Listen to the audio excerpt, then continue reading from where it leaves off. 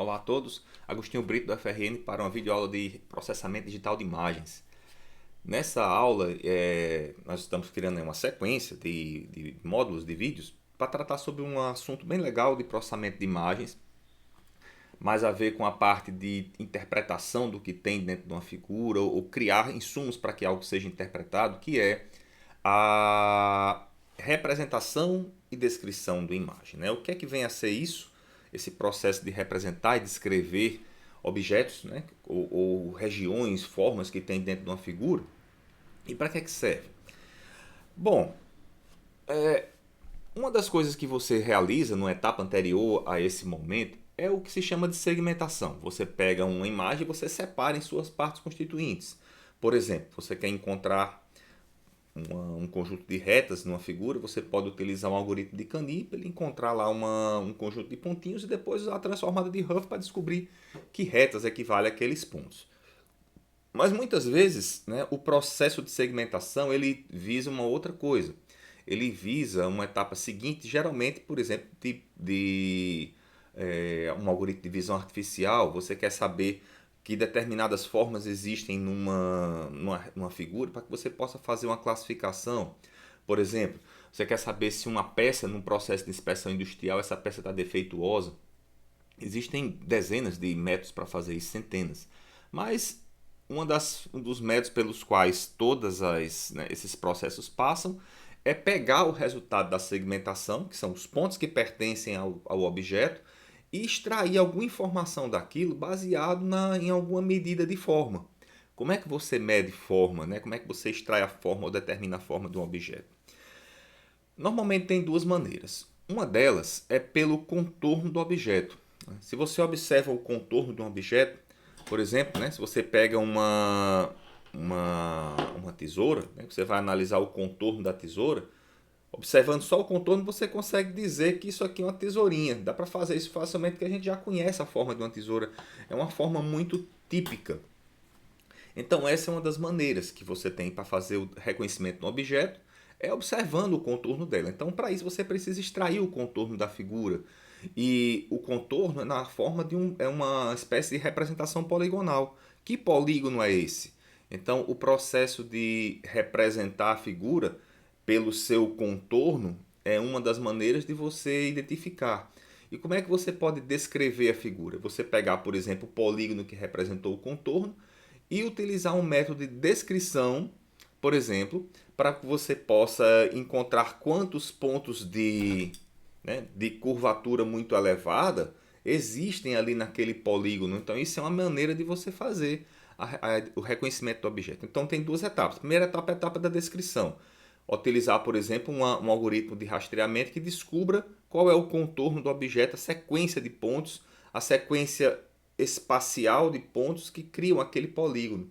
E depois a descrição, que é, por exemplo, pegar os pontos de máxima curvatura do polígono, onde eles estão, relacionar esses pontos de alguma maneira, né? Usando pela geometria daquele seu polígono.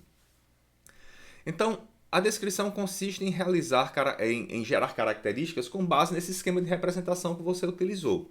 Então, por exemplo, uma fronteira pode ser representada e descrita pelo número de concavidades do polígono que esta fronteira aproxima. Então, o polígono seria a representação da fronteira. E a descrição seria o número de concavidades que ela possui. Por exemplo, se eu tenho uma mão aberta, eu quero identificar se a mão, qual é o número que a mão apresenta. Se eu pegar essa mão e verificar que eu tenho uma, duas, três, quatro concavidades, eu vou verificar que eu tenho 5 dedos, né? O número que está sendo 5. Porventura, se eu colocar 4, eu tenho apenas uma, duas, três concavidades. Então, se eu tenho apenas 3 concavidades no contorno, concavidade é essa descida que aparece aqui no processo de varredura do contorno, então o número que eu tenho é 4. Se eu não tenho nenhuma concavidade, é porque o número que eu tenho é 1. Então, isso é uma das maneiras de você fazer a descrição, representação e descrição. Você tem representações externas que você pode utilizar, por exemplo, a forma dos objetos ou alguma ordenação topológica que essa forma possua. Por exemplo, você pode ter um objeto que tem contornos externos e contornos internos, buracos que ele tem internamente. E você tem representações internas para os objetos, que, por exemplo, são cor e textura. Se você quer, por exemplo, fazer uma segmentação de uma imagem de um mapa, né, de uma imagem aérea de satélite, perdão, você pode avaliar o que? A textura das regiões, ou a cor das regiões. Regiões que tem cor e textura meio esverdeada, é porque provavelmente são regiões que têm plantas, né, ali naquele local. Texturas que são mais azuladas, né, ou verdes, que você está vendo de satélite, né, mas eles são texturas suaves, são texturas que têm, por exemplo, lâminas de água. Aí lâminas de água eles são, né, um outro tipo de coisa. Já texturas que tenha, né, muitas regiões retas, muitas retas presentes em um local, provavelmente são zonas de construção humana.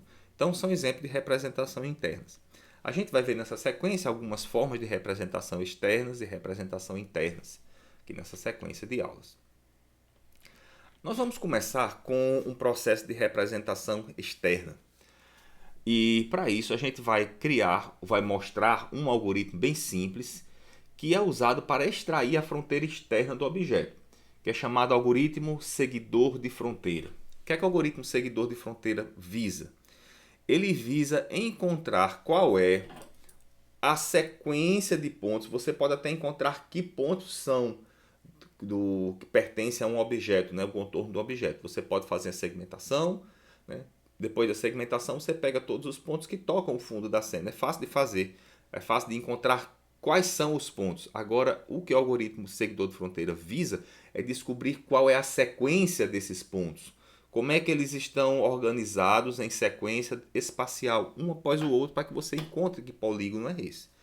Então, um algoritmo seguidor de fronteira, ele funciona da seguinte maneira.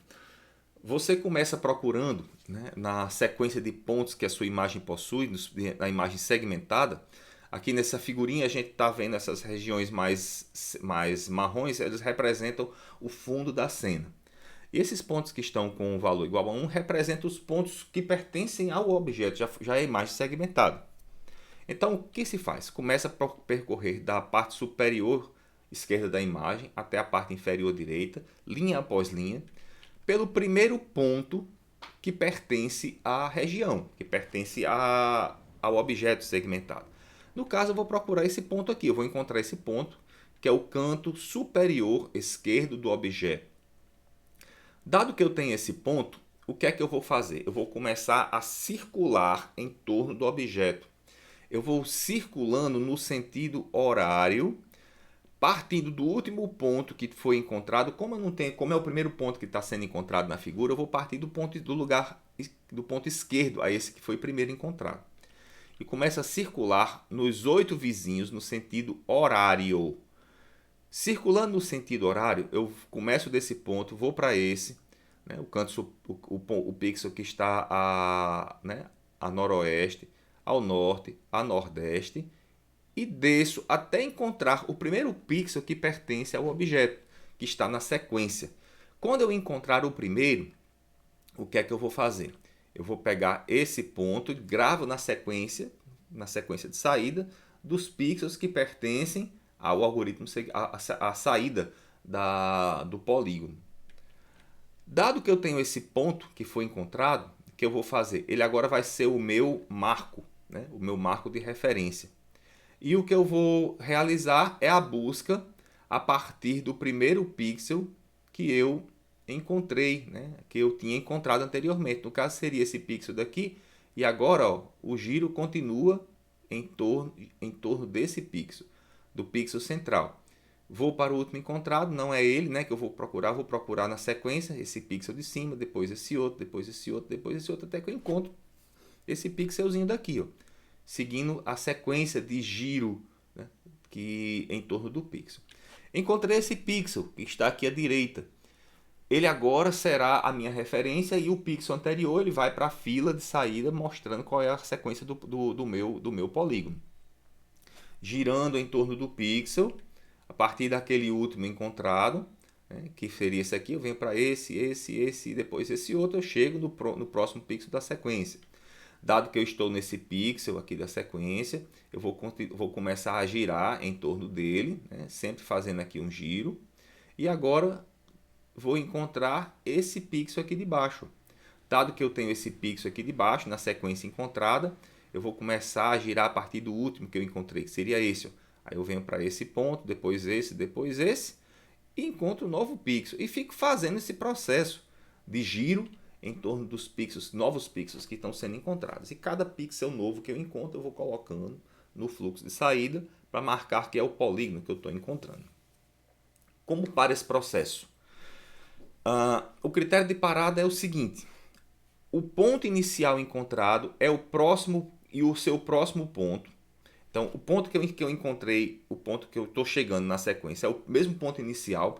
Por exemplo, nessa sequência de busca, o ponto que eu encontrei seria esse daqui. Acabei de encontrar o ponto inicial, voltei para o ponto inicial. E uma coisa muito importante: se você chegou no ponto inicial, você vai ter que procurar qual é o próximo ponto. Porque tem uma condição, quando a linha é fininha, né? O traçado que você está realizando é apenas de 1 pixel de espessura, pode ser que você chegue numa situação ou num caso onde você logo no começo já volta para aquele ponto ou não consiga percorrer toda a sequência que você tem naquele teu contorno. Então o que é que você tem que realizar? Verificar se você chegou no ponto inicial, cheguei, mas eu tenho que ver qual é o que vem depois dele.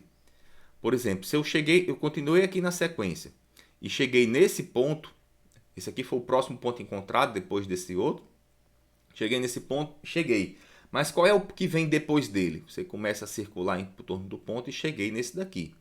Foi o mesmo que você chegou da primeira vez que você procurou.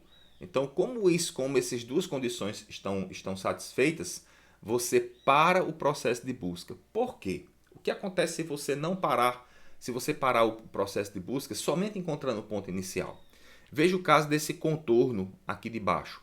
Você começou a procurar do canto superior esquerdo, chegou nesse ponto, no primeiro ponto encontrado, e agora você vai ver que o ponto que está aqui à direita seria esse 1, né? O ponto aqui na sequência de giro. Chegou nesse ponto, agora vai procurar, né, a partir do último que você tinha encontrado, né, qual é o ponto seguinte, girando em torno desse ponto. Qual é o ponto seguinte? O ponto seguinte seria aquele primeiro ponto que você achou. Mas esse ponto que você achou é o primeiro já. Tem toda uma sequência de pontos que deve ser encontrado. Agora, se você chegar nesse ponto e procurar qual é o ponto seguinte, girando em torno do ponto que você encontrou, que no caso seria esse aqui, né? Você chegou nesse ponto, qual é o ponto seguinte? Seria esse. Mas girando em torno dele, vamos ver quem é o próximo dessa sequência. Girando em torno, melhor, desse ponto aqui, quem seria o próximo dessa sequência quando você encontrasse? Girando em torno dele, a partir do último que você não tinha achado, o que é que você vai encontrar? Vai encontrar esse ponto daqui. Não é esse primeiro, é esse daqui da direita. Portanto, você não chegou ainda ao final da sequência. Quando você chegar no final da sequência, você vai ter passado para esse ponto, mas o próximo seria esse. Então, o que é que você vai fazer? Já que o próximo encontrado não é o mesmo do final, você continua procurando. Então, desse ponto, você vem para esse, para esse, para esse, para esse, para esse, para esse, para esse. E depois volta para esse novamente. Poxa, eu posso ter um polígono onde o polígono passa 2 vezes pelo mesmo ponto com esse algoritmo? Pode. Pode, mas o que você garante é que o polígono ele vai ser será um polígono fechado e ele vai ser aplicável tanto a regiões polígonos que não passam 2 vezes pelo mesmo ponto, ou seja, são curvas, são contornos de espessura diferente de 1, e também para contornos de espessura igual a 1, como esse caso. Ele é aplicável nas duas situações. Então esse é o algoritmo de seguidor de fronteira.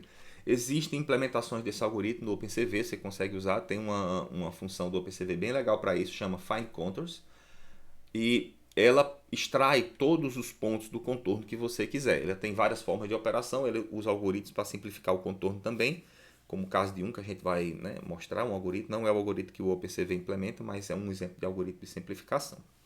Então, esse é o algoritmo que faz a extração do contorno na sequência de pontos que você tem.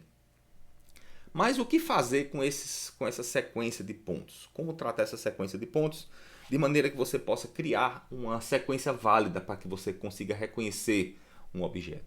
A gente vai mostrar nessa aula um algoritmo, né? Um algoritmozinho bem simples, ele é bem tranquilo de ser trabalhado.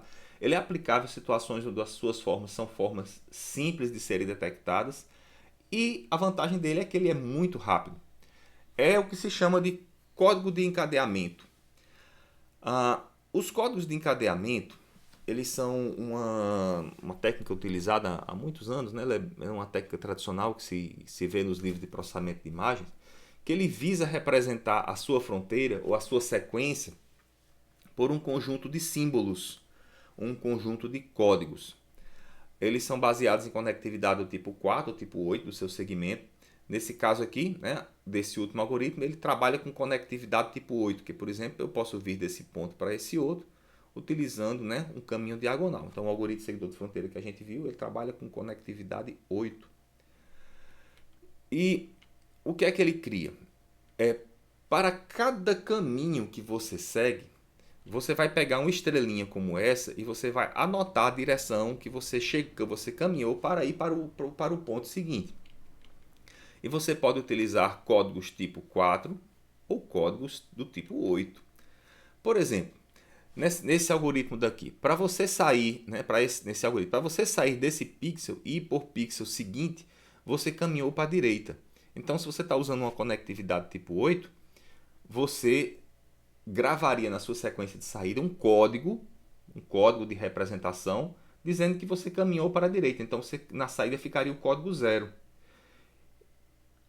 Então, 0, 0, 0 são os 3 primeiros códigos que você colocaria nessa sequência de saída, né, utilizando esses códigos de encadeamento. Depois você vem do 1 para esse outro 1 daqui de baixo, na diagonal. Você está caminhando nessa direção, né, na direção sudoeste. Então, o código de saída seria o código 5. Então, a sequência seria a sequência de todos esses inteiros, desses códigos, que te dariam os caminhos para que você saia de um ponto e chegue nos outros. Só tem um problema com esse tipo de representação. Ele pode ser interessante que, no caso, você compararia dois inteiros, né, se você tem lá um padrão que você quer reconhecer e uma sequência nova, você utilizaria uma comparação de dois padrões inteiros, seria um negócio bem rápido. Mas tem um problema. É que quando você trabalha com contornos muito grandes, os códigos são gigantescos. Um código como esse daqui, né, ele é um código pequeno. Ele tem aqui 4, 6, 7, 8, 9, 10, 11, 12, 4, 5, 6, 7, 8, 9, 10, 14 pontos de código. É um código pequeno, mas para a maior parte das figuras que você encontra, né, numa imagem segmentada, a quantidade de pontos de fronteira é estupidamente grande. Então, os códigos que você tem também são muito grandes. Então, há uma solução que é você reamostrar os pixels numa grade mais espaçada. E o problema não é só o tamanho, é que qualquer imperfeiçãozinha na sua borda, se um pixel foi detectado, foi no processo de limerização, ele foi incluído ou não na sequência, né, na sequência do teu contorno, qualquer pequena mudança dessa vai causar uma mudança grave ou brusca no código de encadeamento. Então, uma solução é você pegar aquela tua figura, né, aqueles teus pontinhos da tua sequência e usar um código, uma grade maior. Por exemplo, se a imagem que você está trabalhando, uma imagem de 640 por 480, o que é que você pode fazer para utilizar os códigos de cadeia? Obtém uma versão menor dessa figura, em vez de ser 640 por 480, coloca uma imagem 10 vezes menor, 64 por 64, e trabalha com as sequências que você obteve dentro dessa grade.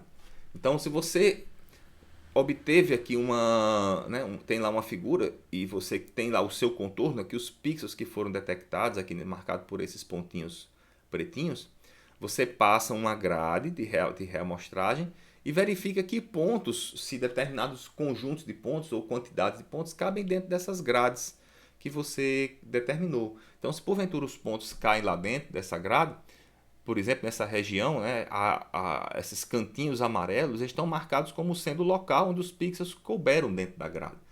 E aí você marca essa sequência como sendo os pixels, né, da sequência de saída. E você cria um chamado código de cadeia. Então, Freeman, né, um cara que propôs essa ideia, né, com os códigos de os códigos de encadeamento, propôs que você pegasse fizesse esse tipo de reamostragem e jogasse na saída os códigos de cadeia. Então, como é que isso é feito? Né? Pega toda a sequência a partir do ponto inicial e gera uma sequência de cadeia que você possa utilizar para comparar. Então, se você tivesse na sua figura, por exemplo, imagens iguais a essa daqui, cada vez que você quisesse encontrar uma que fosse exatamente igual àquele formato, era só você fazer uma comparação do string que foi formado por código de cadeia, com essa sequência de inteiros, com a imagem que você está procurando na tua cena. Se porventura o código de cadeia é o mesmo, então você acabou de encontrar o seu objeto. Isso vai funcionar bem, mas funciona para objetos muito bem formados, né? Você não tem muita diferença de forma nos objetos. Por exemplo, uma peça mecânica que você deseja encontrar e as peças têm sempre o mesmo formato. Então, é um código, é uma técnica que talvez você possa aplicar. Mas existem alguns problemas que precisam ser tratados. Ele não tem normalização com relação ao tamanho. Ele só detecta peças de um mesmo tamanho. Se tiver uma peça maior ou uma peça menor, claro que ele vai dar códigos de cadeia diferentes. Mas se a peça tem sempre o mesmo tamanho, pode ser que você tenha alguns problemas na detecção da peça em si, do objeto. Primeiro deles é o ponto inicial. Se você pegar o código de cadeia a partir desse ponto inicial, você vai ter uma sequência. Por exemplo, 000667. Se você começar com o ponto inicial como sendo esse ponto aqui, o código de cadeia seria 121000667, por aí vai. Então, dependendo do ponto inicial que você pega, você vai ter códigos diferentes. E a outra é a normalização com relação à rotação. Se o objeto estiver ligeiramente rotacionado, tanto poderá mudar o ponto inicial que você pega, quanto a sequência, a própria sequência de códigos que você vai gerar, a sequência de números, porque as direções vão mudar. Então o Freeman propôs duas normalizações, uma com relação ao ponto inicial e outra com relação à rotação. Com relação ao ponto inicial, ele propôs o seguinte: você vai pegar o seu código de cadeia e vai entendê-lo como sendo uma sequência circular. Por exemplo, que sequência circular seria essa? 000-667-554-433-121-0 novamente. Então, é uma sequência circular. O que é que ele fez? Procure qual é a sequência circular, qual é o início da sequência que gera o menor número inteiro possível. Então, pegando esse menor número inteiro, independente do ponto inicial que você escolha, você sempre vai gerar o mesmo número, a sequência seria a mesma, né? A que você obteria como resultado. Nesse caso, qual é o que gera o menor número inteiro? É justamente essa sequência que a gente pegou aqui. Se você pegar qualquer outra rotação dentro dessa sequência, por exemplo, 1000667 já gera um inteiro maior do que esse inteiro que tem aqui. Então essa é uma delas. A outra é a normalização com relação à rotação.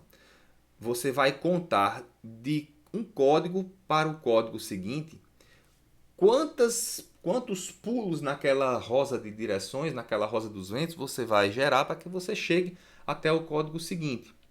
Por exemplo, para eu sair do código 0 e chegar no código 0, nessa figurinha, eu dou apenas um pulo. Eu só chego do 0 e vou para o 0, não dou melhor. O pulo que eu dou é nenhum, eu fico no mesmo canto. Para eu sair do 0 e chegar no 6, eu pulo 1, 2, 3, 4, 5, 6 elementos na roda, girando em torno da rosa, por 6 elementos. Para eu sair do 6 e chegar no 6, eu não pulo elemento nenhum. Para eu sair do 6 e chegar no 7, eu pulo um elemento. Para eu sair do 7 e chegar no 5. Para eu sair do 7 e chegar no 5, eu pulo 1, 2, 3, 4, 5, 6 elementos. Então a quantidade de pulos que você dá é o que se chama de primeira diferença do código. E aí essa primeira diferença, o Freeman mostrou que você pode realizar várias rotações no objeto e ela se mantém, né? Ela normalmente se mantém. Então esse é um exemplo simples, né, de solução que você pode adotar para trabalhar com esses códigos de encadeamento, tratando uma sequência de pontos que foi amostrada e seguida em um seguidor de fronteira. Tá bom? Então, esse foi o objetivo dessa primeira aula nossa, né, sobre conceitos de representação e descrição de regiões. Mostramos um algoritmo simples, que é um algoritmo seguidor de fronteira, e como aproveitar os dados do seguidor de fronteira para fazer um reconhecimento do objeto. No nosso caso, o reconhecimento seria dado pela comparação de dois números de cadeia, né? Dois códigos de cadeia, para que você verifique se um objeto que você procura ele está lá, tá bom? Então é isso. Fechamos aqui nossa primeira aula, espero que vocês tenham gostado e até uma próxima oportunidade da gente se encontrar aqui no canal para aprender um pouquinho mais sobre processamento digital de imagens. Até lá!